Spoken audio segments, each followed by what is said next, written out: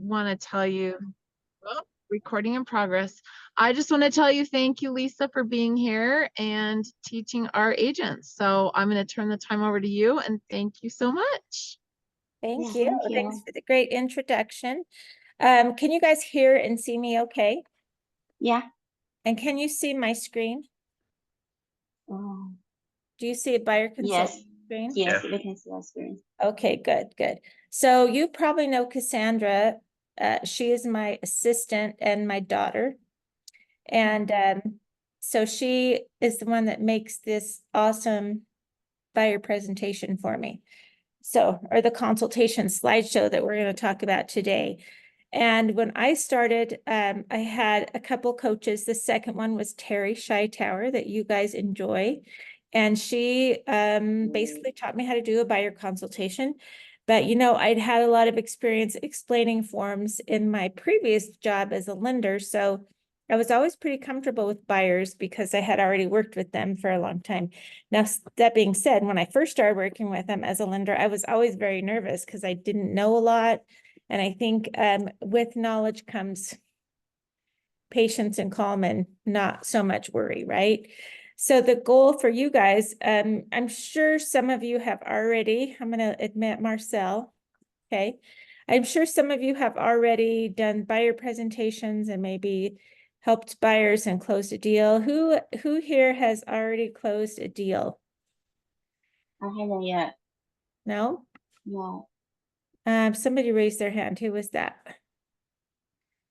I've done a listing, but not a buyer yet. I actually have my first buyer presentation this Tuesday, so looking forward to that. Okay, awesome, awesome. Hey, Marcel, welcome. We are just getting started. So I don't know if you guys know Marcel Giles. He is the escrow officer that I use at Real Advantage Title in our office there on the main floor. And so welcome, Marcel. If any of you have questions along the way, I'll try to recognize if you're raising your hand. But if you need to unmute yourself and stop me for a minute, that's great too. We don't have a large group, so I think we'll be fine doing that. I know we didn't talk much to Dixie, but Dixie, I know you're there. So if you have questions or need anything, please make yourself known. Okay. Thank you. So Marcel, you're off mute. Do you want to introduce yourself really quickly? Oh yeah, I'm just Marcel Giles, escrow officer for Real Advantage Title. I know a good handful of you on the Zoom here, so just Lisa, you do a great job. So just listening in. Okay, and Marcel, gosh, I was going to ask you a question, but anyway, I'll think of it later. Okay. Okay, I'm going to get rid of all the faces and just go right to my buyer consultation. Okay, so, you know how we kind of talked together and got to know you guys a little bit as we waited for everybody to get on. So when you first meet with your buyer or your buyers, you need to develop a little rapport with them and not just go right into, you know, business. Really developing a relationship is really important because when you know, like, and trust somebody, you want to be their friend and you trust, and, you know, you feel good about working with them, right? And also you want to understand where they're coming from and what their needs and wants and, you know, what their goals are. So developing that rapport is really important. Now, many of you might have heard of the Ford conversation before. Some people call it the frog conversation. So Ford is friends or family, occupation, recreation, and dreams. That's Ford. So those are the types of questions you could ask them. Oh, tell me about your family. What do you do for work? When you go have fun, what do you like to do? And you know, what are your goals? So dreams and goals, I kind of use it interchangeably. So frog is basically the same thing, right? Family, recreation, occupation, and goals. So so if you just keep those in mind as you're talking to somebody and you don't really, sometimes it's best to keep those in mind because you want to get to know them, but you're not sure what to say or what to ask.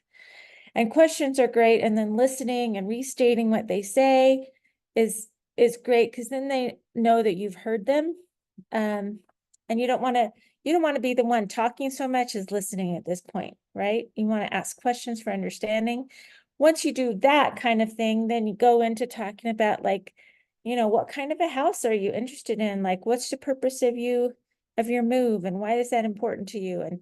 And kind of drilling down on those things, so that we make sure that we understand what their needs are, what's the reason behind what they say they want, because sometimes knowing that is really key and important into being able to deliver a good experience, or being able to help refocus them and saying, well, when we first talked to you, it talked about, you only needed a 3-bedroom and you only wanted to go up to 500,000. So I made my search up to 500,000, but you're sending me properties that are 550. And I'm wondering, like, why are you sending me those? Are you willing to go up that high? If we write an offer, is that going to work for you?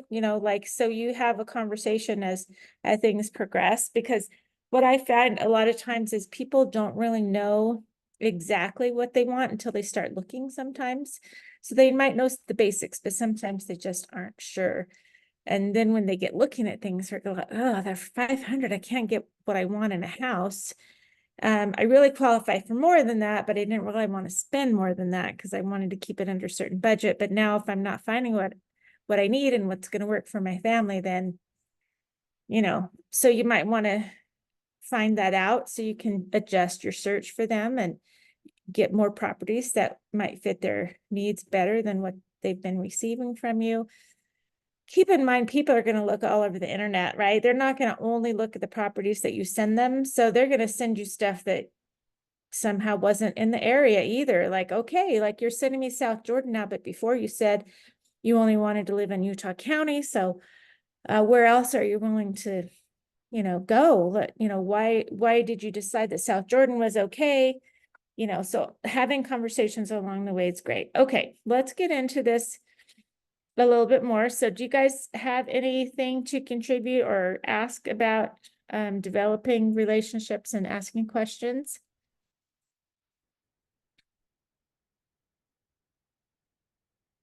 Okay, well, I'm going to say you don't. So, okay. So if you look at this right here, this page, this really is like the whole buyer consultation in an outline. When I first started, Keller Williams had standard buyer packets that you could use and just kind of customize to yourself. And this page was in one of the first parts of that packet. And really everything else in that packet talked about these things in more detail. But what I found was if I printed that whole booklet, that was great, but probably people weren't really looking through it that much. So I would at first I would print the whole thing and I would go to this page and I would just kind of go down through it and I would talk about all these different things and how everything works.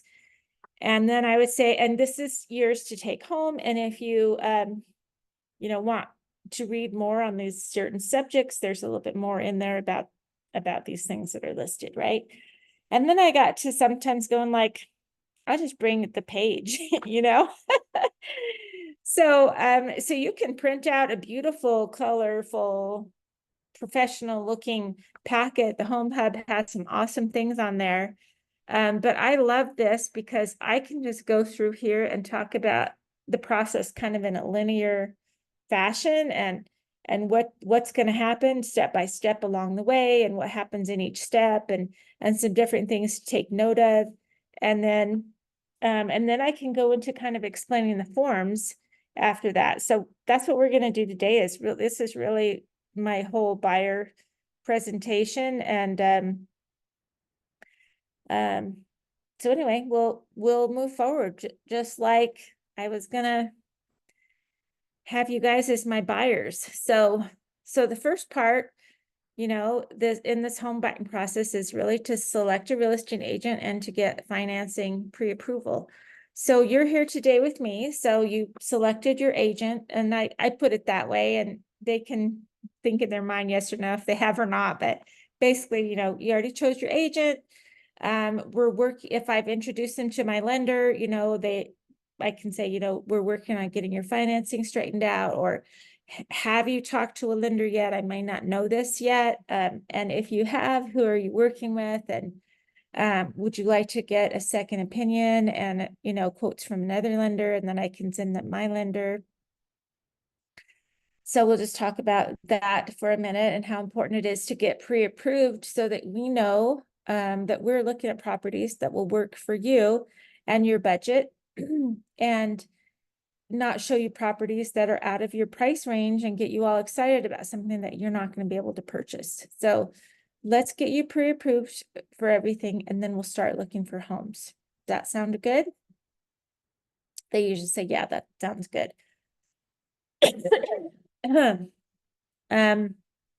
So right now we're really on the third thing, is analyzing your needs in this buyer consultation.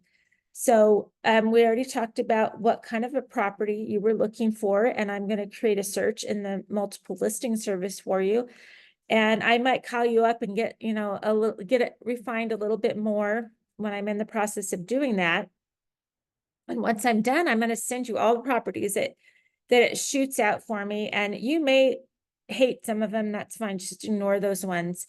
And whichever ones you love and you want to see, I need you to send those to me. Now, you'll notice in the MLS that you can favorite some things. I don't always get notifications when people favorite things. And so what I prefer is for you to send me a text and say, hey, Lisa, I would like to see the house at this address, or send me the MLS number or something like that so that I know the property. Now, if you send me the MLS number, please verify that you're sending the right number, because if it's just one digit off, it's going to give me a mansion in Heber City, and that's probably not what we're looking for you, okay? Okay. And once I prepare this search and I send you those properties, there'll also be another email. Now, I'm generating these emails from utahrealestate.com. They're coming from me, but it's coming through that website. So it's not going to say, you know, Lisa Gonzalez on the person that's sending it. It's going to say Utah Real Estate. So just notice you're going to get that email with all the houses. And the second one you're going to get is the one that allows you to create a connection with me, so that every time there's a new house that comes on the market that fits the criteria that you're looking at, it's going to send that out to you. And if you don't make that connection, the only email you're going to get about properties is this first one that I sent. So please make sure you look at that other one as well and make that connection. Is that all right? Okay. They say yes. I say, I'm also going to text you when I'm done so that you know I've sent those, and ask you to quickly look at those and make sure you see the emails. And now once you find the properties, we're going to go look at them. So we're down to the fifth thing here. Yeah, view properties. And as we go along, you know, I'm going to ask you questions like, what did you like about this one? Is this, and then, you know, compare the ones you've seen. Say if we see 3 or 4 one day, I'm going to say, like, what was your favorite one? Why was it your favorite? Is there one you'd like to write an offer on today? And don't be afraid to ask that question. I think some people get nervous about asking if somebody wants to write an offer, but that's really the purpose of you being there, is to see if there's somebody that wants to, you know, if there's a property that's working already and you want to write an offer. So I always like to ask a contrast, like I'll go to the first one, you know, ask them the pros and cons, if they liked it at all, if there's any interest at all in that. They'll tell me, go to the second one. Once we've seen that, I say, well, what did you think about it compared to the first one? We hit the third one. Say, okay, you like the second one best of the first 2. Where does this third one stand in comparison? And just go along like that until you've seen all of them. And then you're like, is there any that you want to write an offer on? And then they'll tell you. Okay. Any questions about that at all?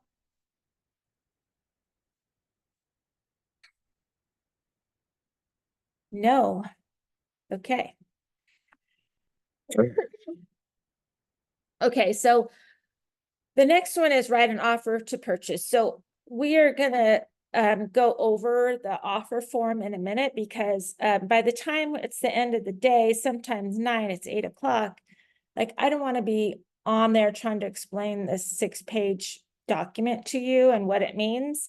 So what I'd rather do is today just kind of go through this document so you know what's in this offer form that we use. And then you'll know the kinds of things that we have to fill in, because a lot of it is just fill in the blanks or check the boxes.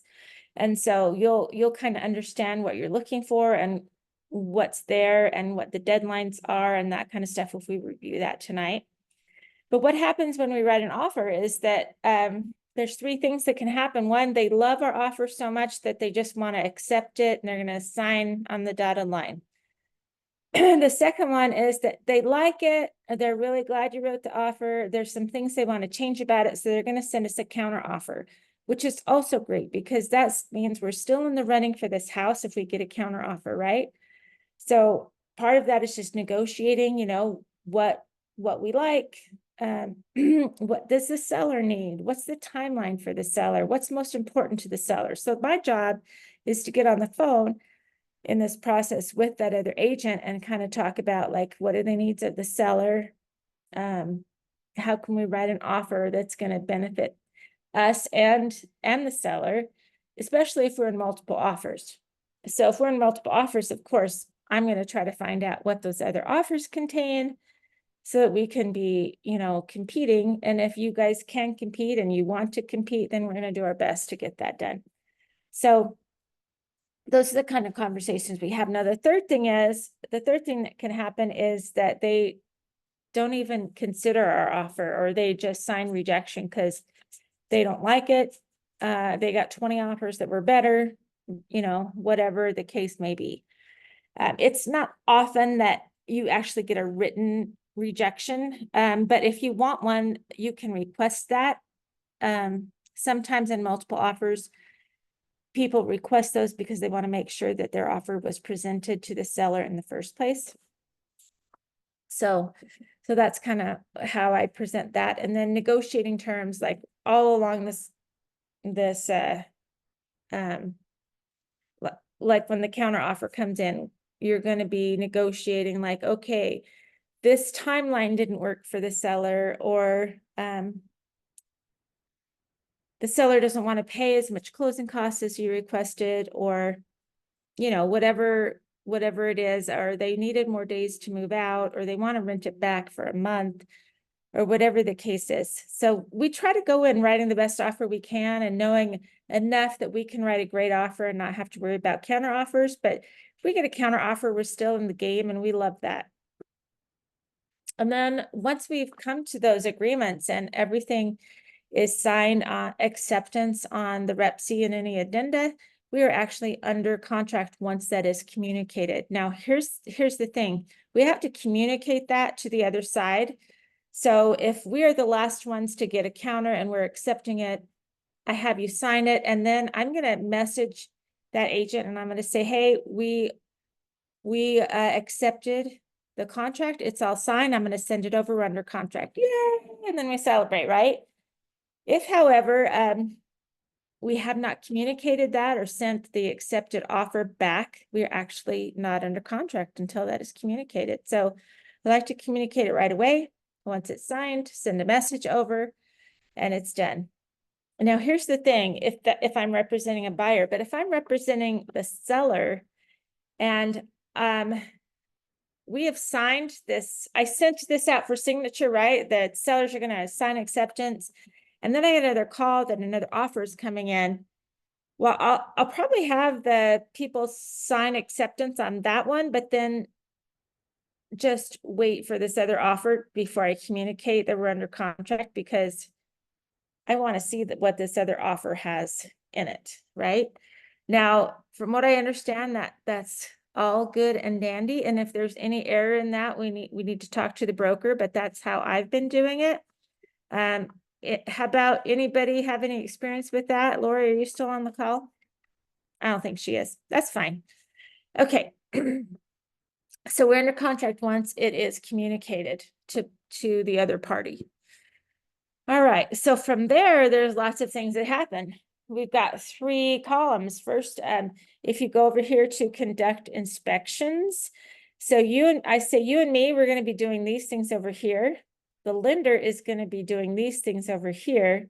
And the title company is going to be doing these things over here. So once we hit title, I'm going to let Marcel talk about what he does once he gets a contract. Is that okay, Marcel? Marcel, are you there? Oh, you're not on speaker, but I'm gonna assume that you know what I'm talking about and you're gonna unmute yourself in a minute.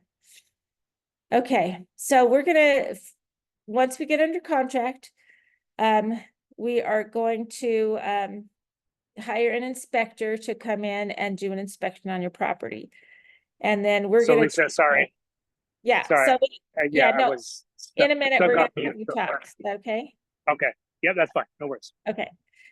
So I have several inspectors that I've worked with that have done a good job for my clients. I have that in an email. So Cassandra, my assistant, is gonna, as soon as we get under contract, she's gonna send you all the documents you've signed, your accepted contract, a contact for all the people involved in the transaction, including Marcel and your lender, and anybody else that we need you to be aware of. And then she's also going to send an email out that has this list of inspectors and their phone numbers so that you can call and you can get pricing and see who's available and all of that. And so that's how that works. But if you know somebody that's a home inspector that you know, like, and trust, that you want to do the inspection on your home and they're not on my list, it is totally up to you, whoever you use. So feel free to hire that person and we will schedule with the seller and get that taken care of. Now, the purpose of a home inspection is to make sure that it's in good condition and also, or make sure that it's acceptable condition to you, but also look for any major defects on the property that might cause you to not want to purchase that property if the seller is not willing to help out with repairs. So those are really the issues, right? So we want to test for things like meth and radon and make sure that foundation is good and the roof is good and HVAC is good and, you know, the wiring is decent and all of that. And so the general inspector will do those things, but he'll also say, hey, I did see some issues maybe with the furnace, and I recommend that you have an HVAC professional come in and do a further analysis on it and make sure that it's in good working order. And so we want to do those inspections like early on in the process so that we still have some time in our contract to deal with any issues that might arise out of inspections. Okay, so while we're doing all of that, your lender is going to be, she's probably, she's already done the credit check because we had to get that to get pre-approved, right? And she's going to collect all these documents and she's going to send everything as a file into underwriting. And she's going to be, or she or he is going to be the one who orders that appraisal.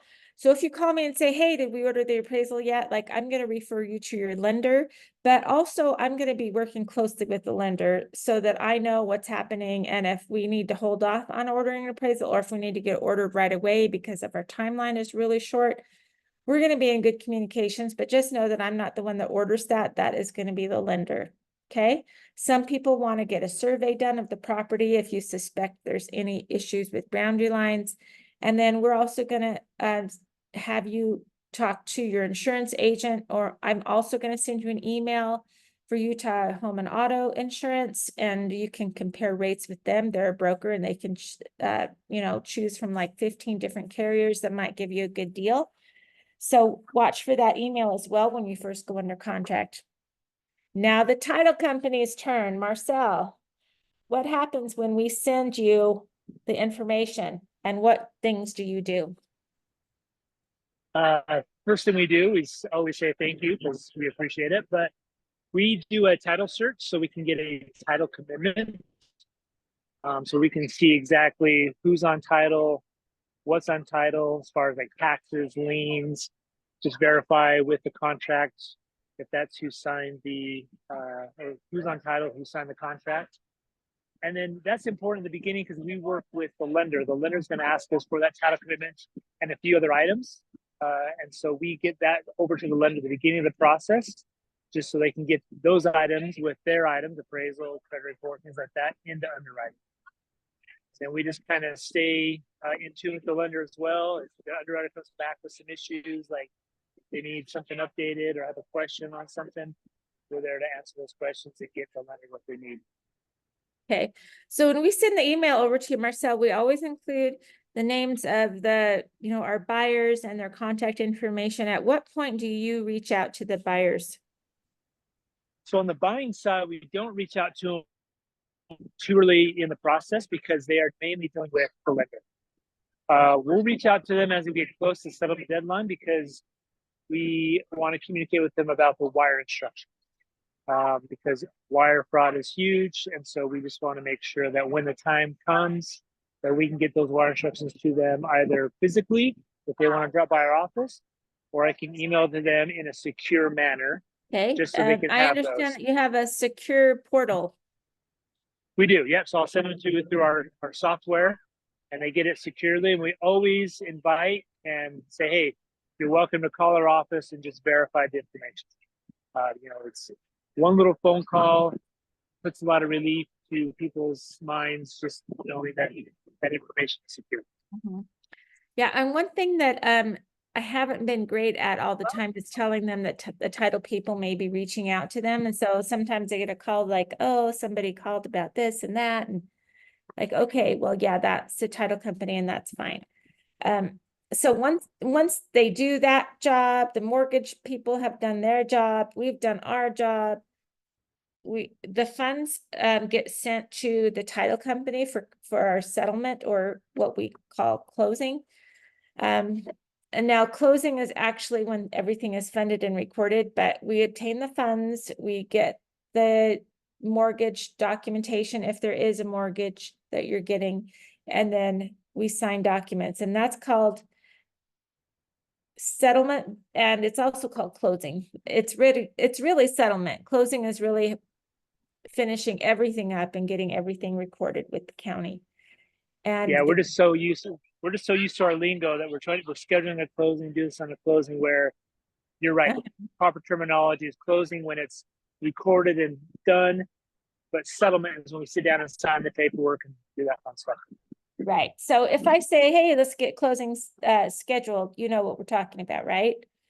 Yes. Okay. The next one that you can't see, because I'm not sure how to get this bar out of my way, is possession.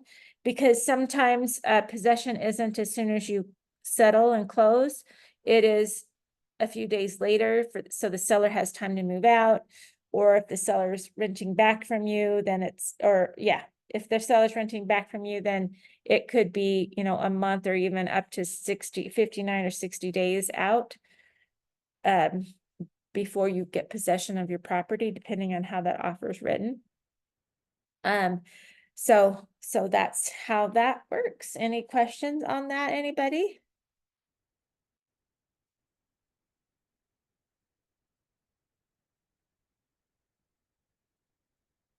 I do have just a quick question about, so you said that you have the buyers schedule the inspection instead of like you scheduling the inspection? So the buyer will call the inspector, and they'll work at a time that works for both of them.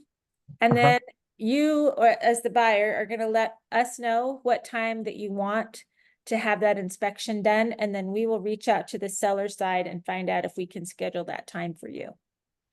Gotcha. Okay. Yep. And so we offer, like, I think we have 5 or 6 inspectors on our email. People tend to just work from the top and call and see who's available. So if there's somebody you really like and you send an email like that out, I would put the person that you like the most at the top of that list, because they're going to get called the most. So that's basically, that is, that's the buyer consultation. That's how it all works, right? But we're going to go now. Does that answer your question, Jake? Yeah, it did. Okay. And then typically you have the buyer pay for it, right? Yes. Okay. Yes, So the when they call in, Hmm? so when they call the inspector to find a time that would work best for them, is that when they would pay the inspector, or is it after the property has actually been inspected? Good question. It's afterward. Well, Okay. most of what I've seen is afterward. I suppose there could be a company that takes a deposit or whatever, but no, I always see them saying, okay, how would you like to pay today? We take credit card, we take Venmo, we take, whatever things they take, and then they pay. So it's a good idea when we talk about inspections to say, hey, and you will need to pay them at the time of the inspection. And when you talk to them, you can find out pricing. when I send the inspection email out, it also has a suggestion of the types of inspections that I suggest that they make sure they run. It's always up to them whether or not they want to do them or not. But I just say, I highly recommend you do, and I list them, and the one, general inspection is what we're talking about right now, right? But I say even the meth professionals that remediate meth can't tell if a property is for sure having any meth issues, and a house can look perfect and still be over the health department's limit. So I always suggest that you have a meth test done, because even if grandma and grandpa live there and they've never smoked meth, but grandson might have lived in the basement and been doing stuff they didn't know about. So it's always good to have a meth inspection done. And also another inspection I suggest is radon, just because it's so prevalent here. Some homes will already have a radon mitigation system installed. And if they do, we don't have to do that, but I can get you a free home inspection or a home radon test through Utah Radon, and they will come out and set the test without any charge. Now, if they don't have it's not in their schedule, it won't fit, because they only do that if we can get it done before the due diligence deadline. Then if you want that test done, you'll have to pay for it through the inspector. So a lot of inspectors have their own radon systems, but when you have that conversation, Mr. Buyer, these are the ones that I want you to talk to them about and see what they charge for them. And then another one that I suggest a lot of times is the sewer scope, and make sure the sewer is in good condition or the line is in good condition, because and there's no blockages and there's not a lot of roots growing into it or something like that, because that can be a really hefty bill to have to fix that later. Another thing I suggest is that as far as the insurance that you get, talk to your insurance company about getting insurance on the water and sewer lines that go out of your house, because those can be hefty prices to pay for having issues with that. And I would just keep that insurance as long as you own the property. So those are the kinds of things that we talk about and suggest on all of that. Some of it takes time to learn all of it, but I love this outline because it doesn't say everything on the outline, but it reminds me of the things that I need to talk about so that they understand that this is the process of buying the house.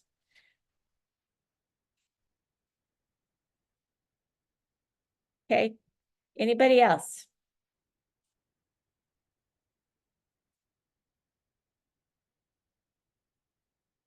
Okay, I'm gonna go to the next. Okay, so I don't know.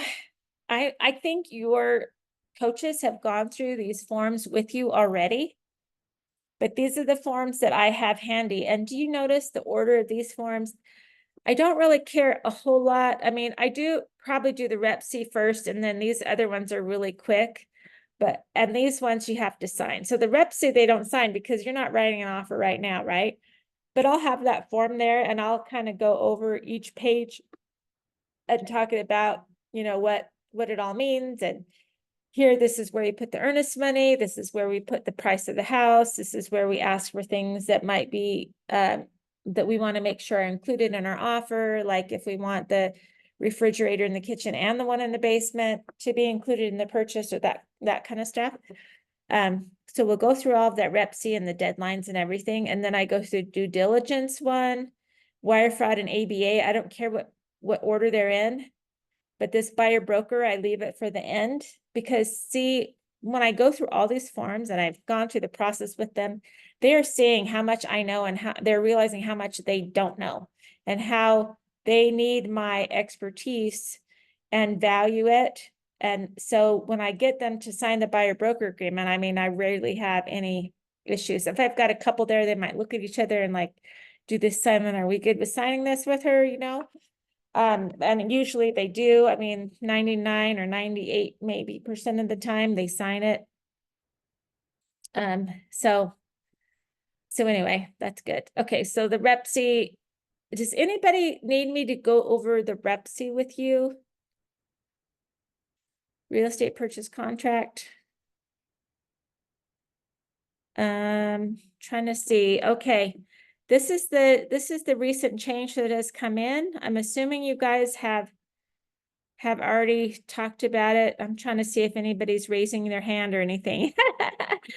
But if any of you aren't aware, this new section is in here. It is 4.3 E, I guess, the real estate brokerage compensation, and our broker's been talking and talking and talking about this. Does anybody need me to go over this today? Yes. Yes? Yeah. Okay, Hey, Lisa, yes. I gotta jump off to take my kid to practice, but I just wanted to just let you know. Okay, all right. Thanks, Marcel, for coming on. I appreciate you. You bet. Have a good night. You too. Okay, so the seller compensation contribution to buyer's brokerage. So this is where we can ask for the seller to pay our commission, right? Mhm. So there's a couple ways we can ask. We can ask broker to broker, which would be using a different form that we ask for the compensation from the listing brokerage to be paid through them. And if all of that is covered on that form, there's no need to ask for any compensation in the Rep C. So if you have a buyer Never broker, mind. Mommy, I need help. okay, Mommy, not for the months. okay. Anyway, so if that's filled out, we don't need to worry about this. But if you're told, hey, just put your commission in the offer, then this one, this is the paragraph where you would do it. You would either check this little box here and do a percentage of the purchase price there, or you would check this box and do a dollar amount right here. And this isn't necessarily prior agreed to. Like, I might talk to the agent about what they're willing to pay and getting an idea, but really I'm going to ask for whatever the difference is. Like, if I'm not getting anything through that broker to broker agreement, then I'm going to put my full commission on this and ask for all of that to be paid by the seller. If I'm getting a portion of it through that, say I work for 2.5% and they're only offering 2%, then I would put 0.5% in here, 0.5%. Okay. And then my total is 2.5. But this, please recognize that this paragraph is in addition to anything that you've already agreed upon broker to broker. It's not the total amount unless there's nothing agreed to broker, right? Okay. So the broker to broker is a Rep C. Broker to broker is another form, and I can't remember what it's called right off, but it would be like an escrow agreement type form, like the And other this brokerage. form, yeah, current form is a Rep C. Oh, say that again. So this current form is this Rep C? Your screen, current form. Can I see your face? I could probably understand what you're saying better if I can look at you. My hearing is not the best. I apologize. Okay, my headphone. I just wear my headphone. Can you hear me now? Uh-huh.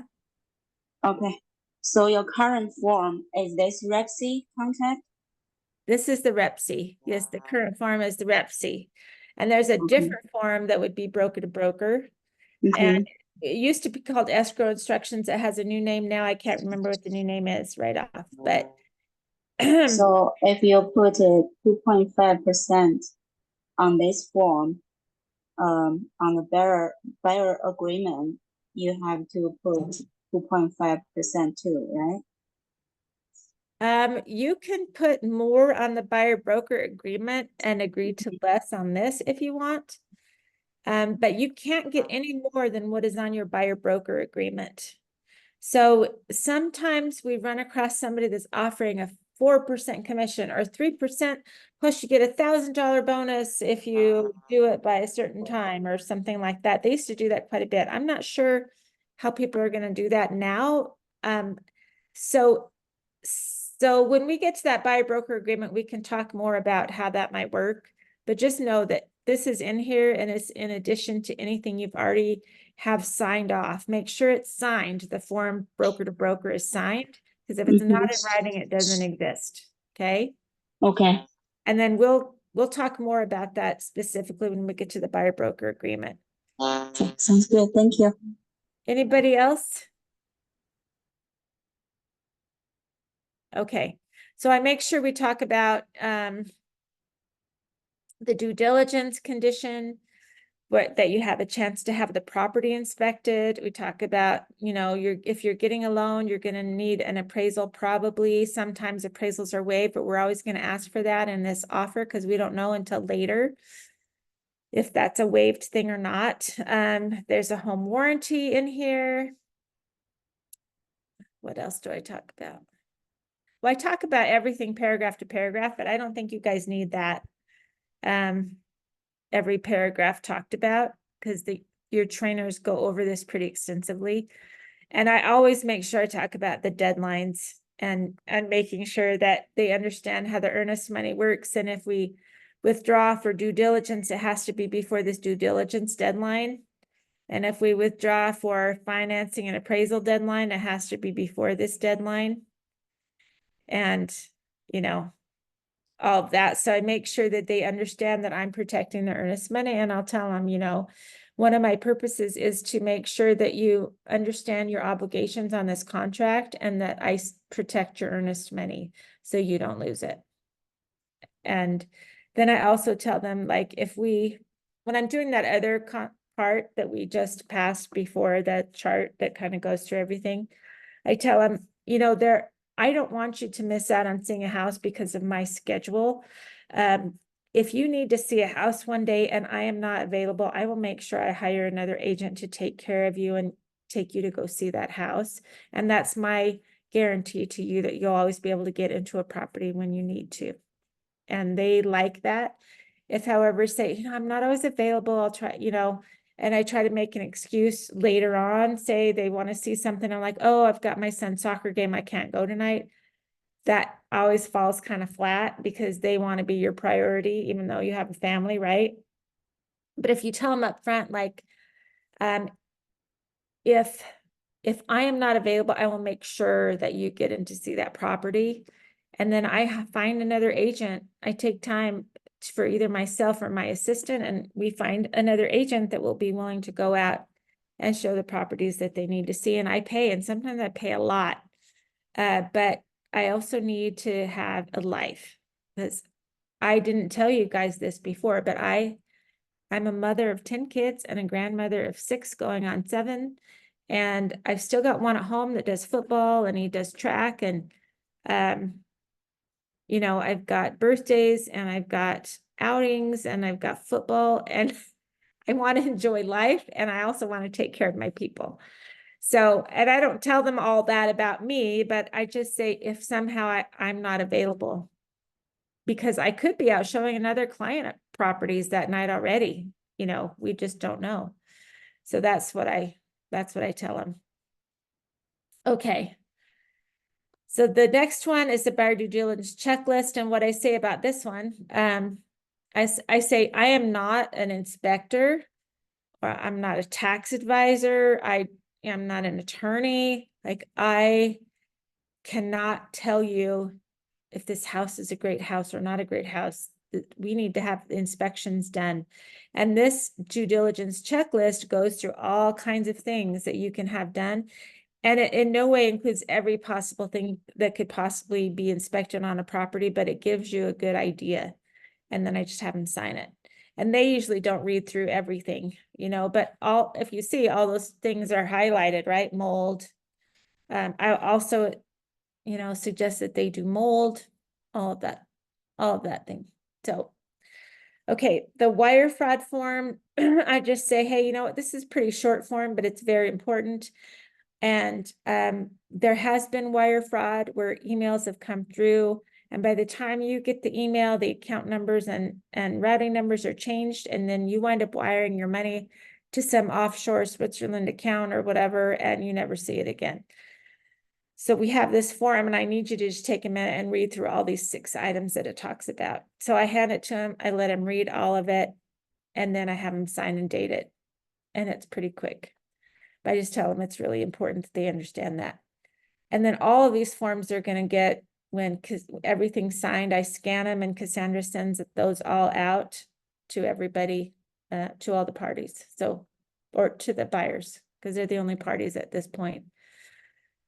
Okay, in the affiliated business arrangement disclosure, I just say some of the companies that I use, I may have interest in, or our company may have interest in. So this is just a disclosure to let you know that. You don't have to use these companies that I suggest, but you can find any other companies you want to use. For example, the title company, I had a client recently and I told them, hey, this is the company I use, but if you have somebody that you know and trust, and that is in the title business that's an escrow officer and you want to use them, you know, be happy to send the document over to them and have them do title. Well, the last seller the last buyer that I just closed last week did have a relative that was an escrow officer at another title company. And so we used Cindy at the other title company to close their thing because that was their cousin. So, but this, like most people, they don't know a title person and they don't know a lender that they care about, you know, and they don't know an insurance company or whatever. And so they just use who we suggest. So then I finally get to the buyer broker agreement. Okay, let me ask, have I missed any questions? Like any questions on these documents that we've gone over, or how to talk about them, or any of that? I just have a quick question about the money going hard. So, up to the due diligence deadline, they can cancel for any reason, right? But for the financing and appraisal deadline, does that make it to where they can only cancel if like their loan isn't gonna fund, or like what would be a reason they would cancel for financing? Good question. And I tell them, so the form that cancels, have you ever looked at that form? Yeah, the notice of cancellation, yeah. Yes, okay. On the notice of cancellation, it just has some boxes that you check. And if you're canceling before due diligence, you check the box due diligence. Uh-huh. And you're good to go, right? If it's before that deadline. If you are canceling before finance and appraisal, check that box, finance and appraisal. And no matter why you're canceling before that deadline, it doesn't tell you that you have to say the reason. It Okay, just says you're canceling before that deadline. so they can still cancel for any reason up to the financing and appraisal deadline, right? Yeah, they can say, I didn't like that, you know, if you question them about it, they can say, you know, it's really in that form, it says at the sole discretion of the buyer. And Mike Carmody, our broker, talked about this the other day, that you can just cancel really for any reason prior to financing and appraisal. And so it's to your benefit and your client's benefit, when you're representing a seller, to tighten up that deadline as much as possible, or use, let me go back to section.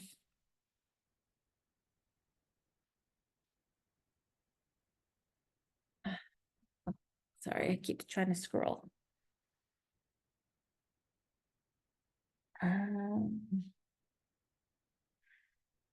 To go back to section 8.3 and use this right here as a seller, you could say, hey, once we hit due diligence, if you're happy with this and you're sure, you know, pretty sure about your financing is going to go through, let's put in some money right here. So basically what this does, it takes part or all of your earnest money deposit and makes it non-refundable. Not totally non-refundable, but harder to get back if you have a dollar amount in here. So you might take, you know, say my earnest money is 10,000, I'm going to put 5,000 non-refundable after this deadline. But if you really look at it further, buyer will not deliver to buyer.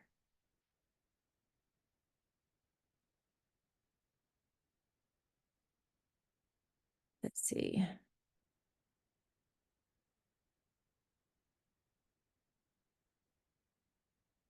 Buyer will delivered to the buyer's brokerage an additional earnest money deposit. Oh, that's the additional earnest money deposit line. Let's see. There is one.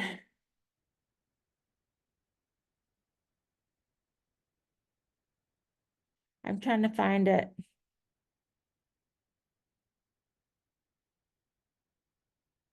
I can't find it. There is one that you can put in, and it might be covered up by my crazy thing here that I don't know how to get rid of. There is one.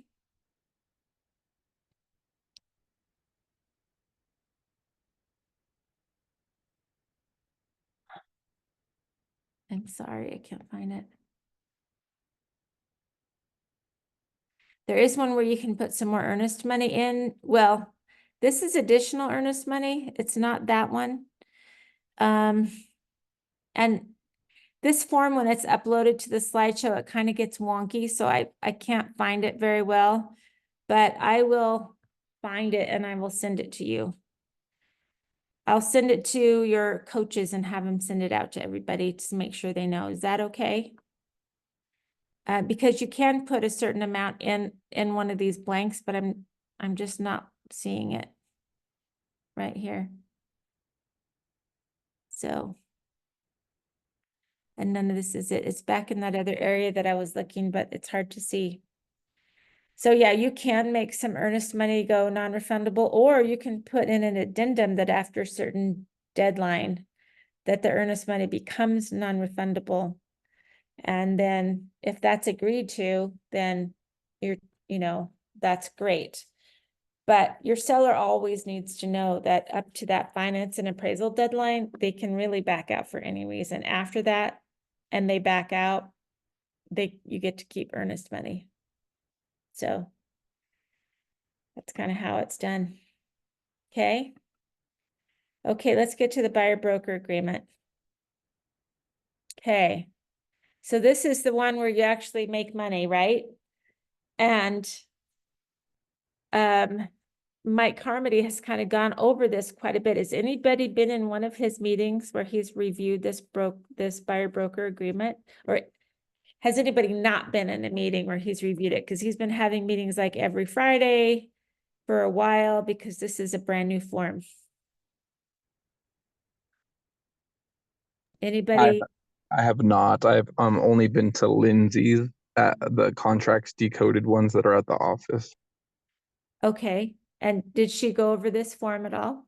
Oh yeah, she goes through she goes through all of the changes that have happened, not through the actual form itself, because I mean I'm already familiar with this form, but she has gone through like all of the changes that have happened with the NAR settlement. Okay. And so you understand this form pretty well, it sounds like. Yeah, for sure. Okay. So why don't you talk about this form to us? You're gonna put me on the spot like that. Okay, well, so with your term of agreement here, you're always going to put it out for when you want it to end, so that you don't put it out for the day of, or else you'll have a contract that ends that day. Yeah. And then afterwards, you're going to have your right. yeah, and then afterwards, what I would say for a buyer is what I personally charge is 3% for my services. If we put in an offer and we're going to put that in a request for an offer, and if the seller decides that they're not going to offer any compensation towards our end, then afterwards I won't make you pay the extra 1% if it's like 2%. But if it goes below that 2%, then afterwards that's when I would have that conversation with them. And then afterwards, yeah, I mean, what else do you want me to go through with that? I mean, of course, we have our, like, then afterwards we would go through our obligations to the buyer. So we have all of our fiduciary duties to them, which is obedience, loyalty, disclosure, confidentiality, accounting of funds, and reasonable care and due diligence. Ooh, nice. Look at you go. Yeah, so we're always looking out for their best interest. Uh-huh. Yeah, and I Okay, mean, cool. that's pretty much what I would go over with them, and just let them know that if at any point in time they decided that they didn't want to work with me, I'm not going to hold them to that contract. I'm going to allow them to get out, because I want everyone to have a good experience with me. Okay, cool. Up to the point where you're under contract, right? Oh yeah, of course. Yeah, once they actually decide that they're going to put in an offer on a property, then afterwards that's a different story. But I mean, up to that point, if they decided like, oh, he's not really showing me the properties I want, or if for some reason we didn't mesh well, I would always give them the opportunity to get out. Okay. All right, well, good to know. And just tell them when they fire you, they need to sign a cancellation form. They can't just go to another agent immediately, right? Okay, They cool. need We'll to keep that in cancel mind. with you. And anyway, that's what I would do. Make sure it's in writing so that there's no ambiguity to it. Everybody is on the same page.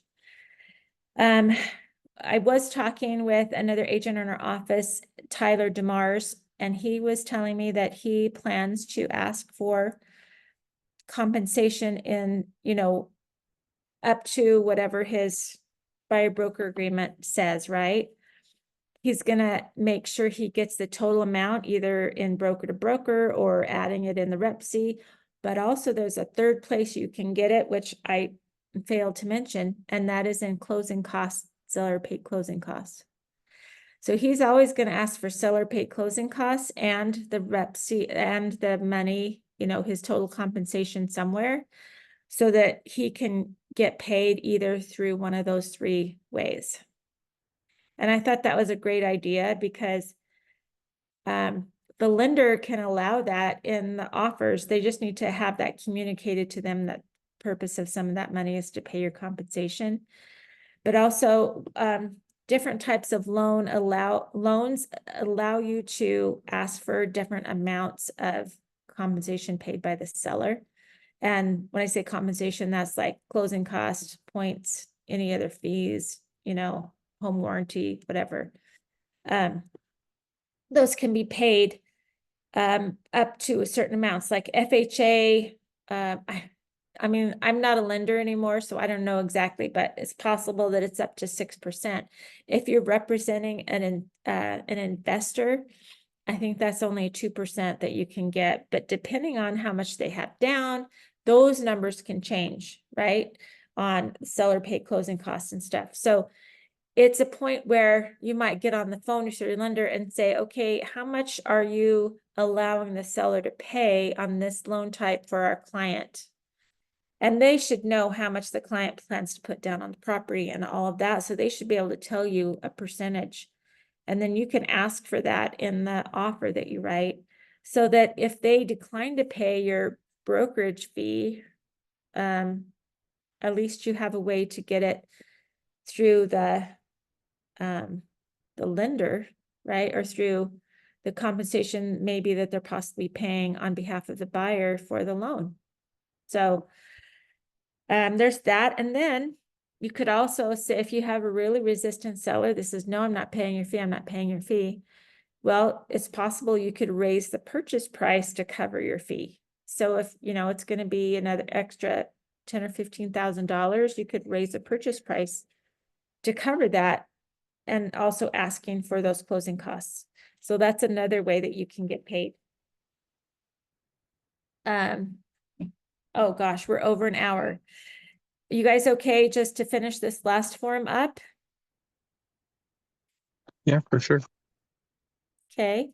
Okay, so here's where you do it. Now, some people have, if you see in 2.1 under brokerage fee, some people have a transaction coordinator fee or just a fee they charge in addition to the percentage. This is all commission, really. So you can ask, a lot of times the buyers will ask for $350 and a certain percentage. And then the way I explain this $350 fee in the past is, I used to say, most of this is going to be covered through the agreement, the amount that's offered on the MLS, right? But we're not saying that anymore because we don't get offered that way. But what I will say is, how the lender has their underwriting fees and their processing fees and all of that. It's like $1,500, $1,900 or something. I only charge $350. And so I tell them I only charge $350. I probably am going to have to change the way I do that, because now it's just kind of all on them a little bit more, right? So that's how I would address that. And you can kind of work that out, but people have not balked at that very often. And if they do, I can just say, okay, well, I can take that fee off. And then, you know, still I'm getting my 2.5 or 3% or whatever I'm asking for, right? But I wouldn't go low on the percentage to impress them. I would say, if the broker to broker is offering like 3%, that is my fee. I can work with you if they're offering less, up to a certain amount, like you had said, Jake. But I would always put the higher amount in this thing and then just tell them I can go lower at times. And I will never stop you from getting the house of your dreams because of my commission, is what I would say. So, okay, then we just kind of go through all the rest of this, of the protection period, and then you talked about that agency relationship with all the confidentiality and stuff. I do try to explain limited agency. Do you guys understand that? Yeah, but I personally wouldn't do it. Okay, so limited agency is two ways. One of them is just like, if you, Jake, have a listing that you're advertising and I bring the buyer, we have the same brokerage. I don't know if you're South Valley or not, but if you were South Valley, right? We have the same brokerage, and so we share the same broker, and we may go to that broker for advice on this, and so he would have access to both agents and their information, and so in a way, he's limited because he can't give one priority over the other, right? Yeah, for The sure. way it's limited is if it's my listing and I have the buyer, that is more of an issue because it's harder Yeah, to present. that's what I was saying. I personally wouldn't mess with, just because I can't wrap my mind around being like that neutral middle point, you know? But in terms of like dual agency where you have like another agent from the brokerage, I mean, technically I'm still loyal to my client and you're still loyal to your client. So that wouldn't be a problem for me. Right, right. And so that would be another form for them to sign. There's a limited agency agreement form that everybody would have to sign if that's the case, that you either are representing both sides or you're both from the same brokerage. And so is that with any agent from Keller Williams, or is that only agents from like my office specifically? Just from your own office. Okay, cool. Yeah, whoever shares a principal broker. If you share a principal broker, like the Utah office, which office are you from? The Cottonwood one. Okay, yeah, so KW Utah, you and I wouldn't have any need for a limited agency agreement that way. Okay, for sure. Okay, and then we talk about the disputes, you know, how they're handled, that they're gonna go first to, let's see. Well, if we cook shell, then they'll go first to mediation, right? And if we say may at the options of the party, then they have a choice of how they want to handle that. But any prevailing party will be entitled to legal fees, reasonable legal fees. So just keep that in mind if there's an issue that comes up. Then you're authorizing that you haven't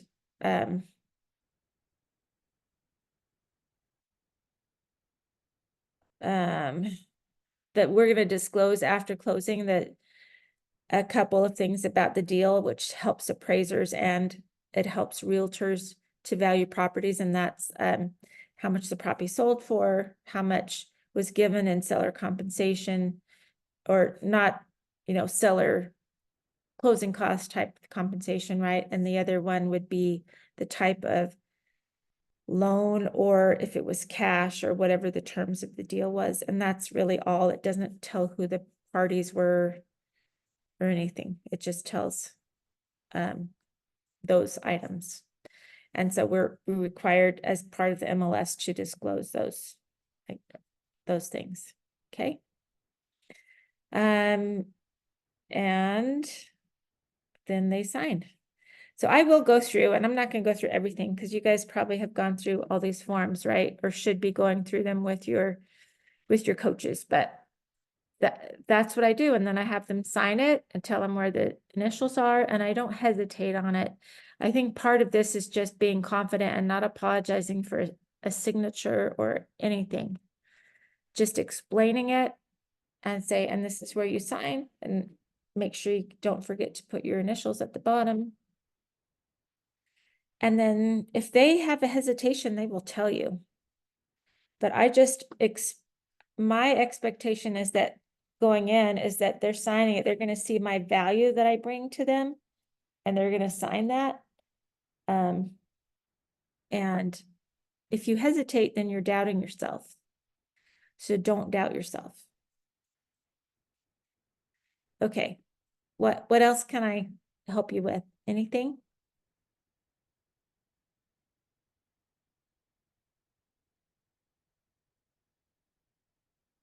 Okay, take yourselves all off of mute for just a minute. Thank you, Lisa. Oh, you're welcome. You are welcome very much. Is there anything anybody wants to talk about? Nothing at the moment. I think I'm pretty secure on the forms. It's just like practicing my presentation over and over again to make sure that I never like slip up in the middle of it. Here's what you can do is you can print out the forms and then beside each paragraph, write a 1-sentence summary of that paragraph or that numbered item. And then just practice going through and saying, this is about this and this is about that. Like when we talk about the responsibilities of the agent, like due diligence, not the due diligence, like the the kind of privacy stuff and obedience and loyalty. And I just say, yes, and I'm like your pet. I'm obedient and I'm loyal. And I just kind of make a joke of it. That's my one joke on the whole thing. Okay, awesome. I will definitely try that. Yeah. Yeah, and full disclosure. And then I say, except for if I'm representing both sides, I cannot give one side precedence over the other. You know, I can't disclose everything because that wouldn't be fair to the other party, right? So that's kind of how I do that. But I would take it and I would just practice it by writing that sentence. And then when I'm explaining it, they're upside down. So I'm going through this where they're upside down. So I would go through it first, you know, reading it so you have it, and then I would start practicing it where it's upside down and you're explaining each paragraph. If that's the way you do it. Some people don't explain each paragraph, and some people don't want to read every paragraph or no. So you kind of have to gauge your people. Like if they're getting bored, you know, you have to like move things forward faster. You know, you might just like give a general overview of the document and then have them sign it. And if they do, great. I like to be a little more thorough than that, but that's my personality, and it's not everybody's personality, but they can always take them and read them later. And, you know, if they have questions or whatever, you know, that's fine. So Vicky, did you have something? No, I'm good, Lisa. Okay. Hey, I'll let you guys go. Thanks for hanging on with me over time and everything. If you need anything, you can definitely reach out. Let's see, I can leave my number in the chat. Thank you, Lisa. For sure. Thank you so much. All right, you're welcome. Take care. You too. Okay, bye. Bye.